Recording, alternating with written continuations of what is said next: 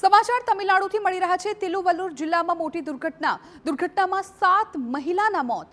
C food ફેક્ટરીમાં ammonia gas leakage થયો।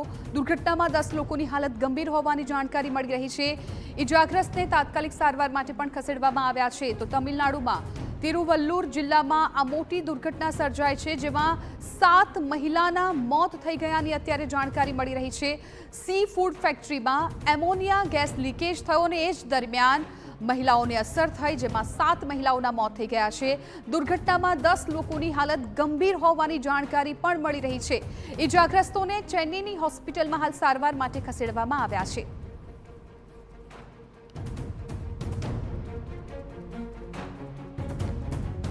તો એમોનિયા ગેસ લીકેજ થતા મહિલાઓને તેની અસર થઈ। દુર્ઘટનામાં 7 મહિલાના મોત થઈ ગયાના સમાચાર મળી રહ્યા છે।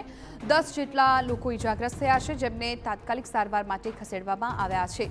સી ફૂડ ફેક્ટરી હતી કે જેમાં એમોનિયા લીકેજ થતા આખી આ દુર્ઘટના સર્જાઈ હતી।